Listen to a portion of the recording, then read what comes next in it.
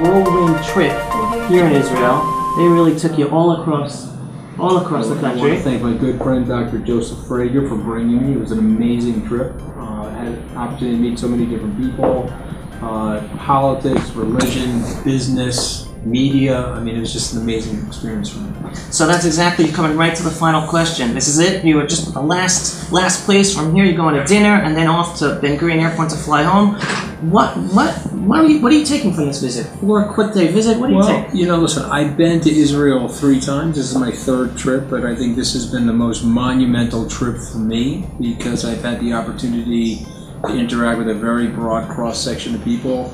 The first trip I came here as an American tourist at the age of 21. I crossed through the Rafah border from the Sinai Peninsula and took a bus up to Jerusalem and stayed in a hostel. The name of the hostel was the King David Hostel. It probably doesn't even exist anymore. So to go from the King David... It wasn't the King David Hotel? No. To go from the King David Hostel to the King David Hotel, that's part of the American dream, or maybe the Israeli dream. So for me, this has been an amazing experience to see the country, see the diversity of growth and technology, commerce, to understand a lot about the plurality and the democracy here.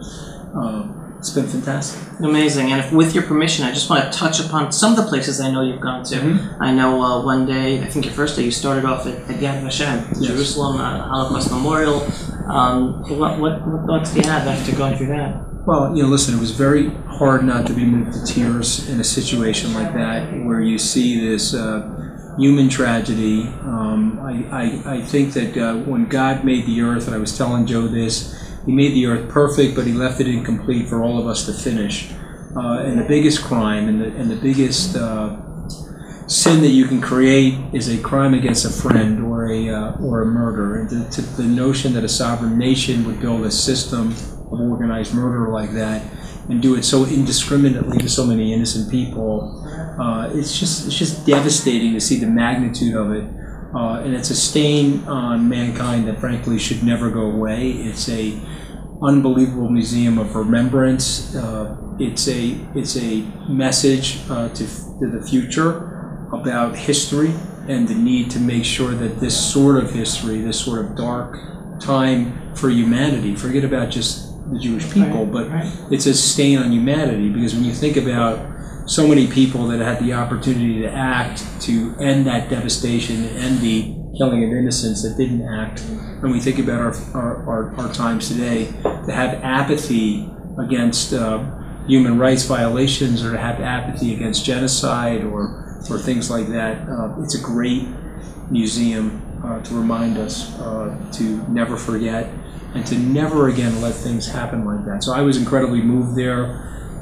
Remember, if 6 million Jews died and possibly another 5 million gypsies and other denominations, if you think of the 11 million people, if you think of the loss to mankind of all of that great literature, the arts, the culture, the science, the innovation, the families that could have celebrated Shabbat or Christmas or whatever it might have been, it's absolutely devastating. And so it was very heart-rending.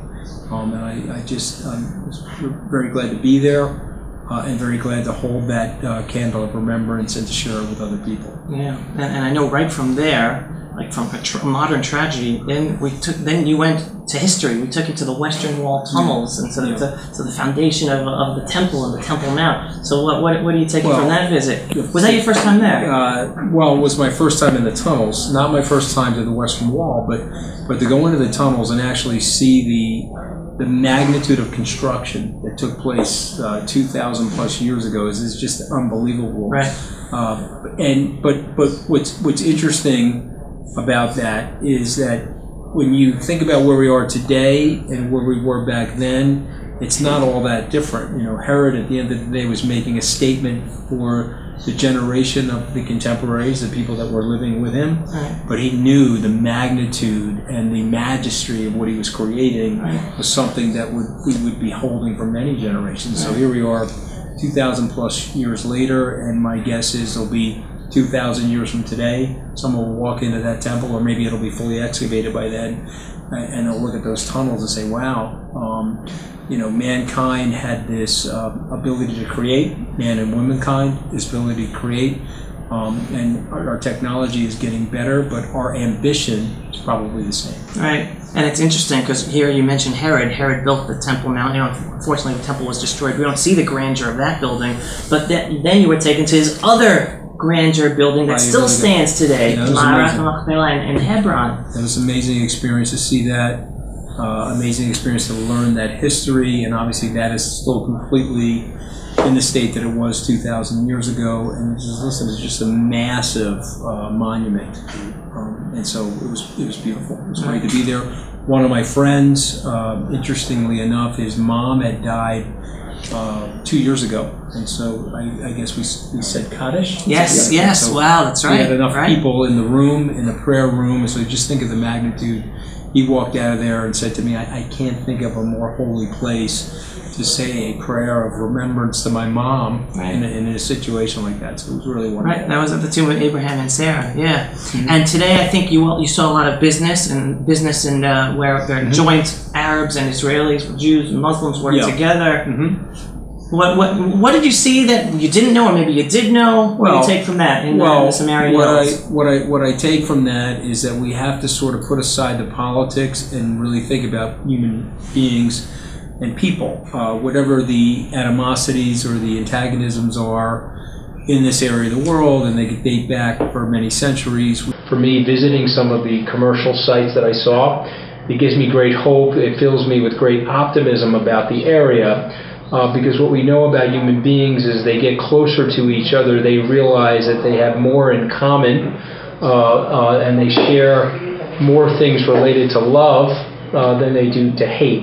And when you think about it, let's just put everything aside. We share the same earth, but we drink the same water, we breathe the same air, and so to see people that have different religious perspectives or different cultural histories in terms of the way they were raised, working together, getting along with each other, loving each other, and having that commitment to each other, I really hope that we can put aside the politics and focus on that human connection and that human interaction. And so I left those areas today very optimistic about the future. Oh, that's wonderful. All right, 2 final questions. I know we have to get out of here.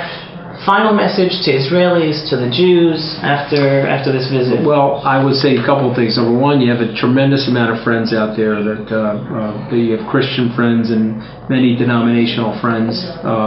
Number two, I say this as an outsider, as a citizen of the United States, but also from a family of immigrants to the United States, that there is an Israeli dream here, that it's very much still alive. It's a fantastic country, and whatever your differences are in terms of your democracy or the pluralistic nature of this society, take it from me, an outsider who's had the opportunity to build some reasonably successful businesses.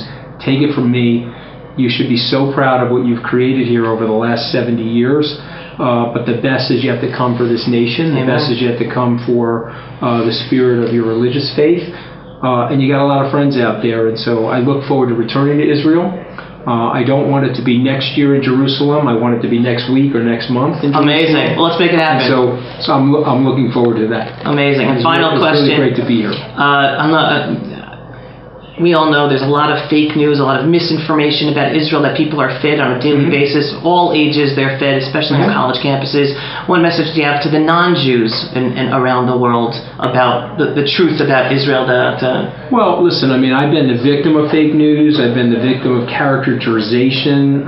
People have tried to two-dimensionalize me, to quiet my voice, quiet my advocacy, whether it's for the president, for Israel, or for whatever it might be, my political philosophy. And I would say this, I'm optimistic about that as well, because people in general have now developed a husk or a level of thick skin of cynicism related to the manipulation that's now taking place in the media. And so it's great to be able to talk directly to people over Facebook or Periscope and to speak directly.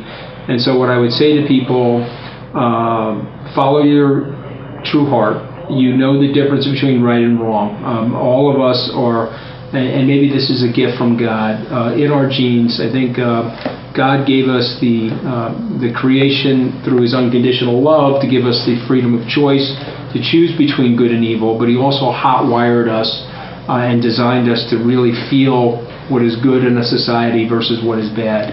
And so Israel is a force for good. It's a part of our civilization. It's a permanent part of our civilization.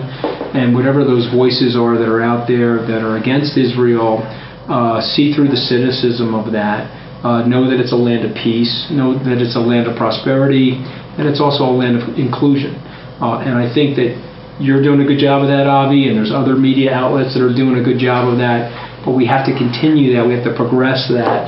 And we have to rebut some of the nonsense that's out there. 100%. Primarily that nonsense is born from hatred and jealousy. Sure. And I would tell those people, stop whining, get up and get a job, and go to work, and build yourself.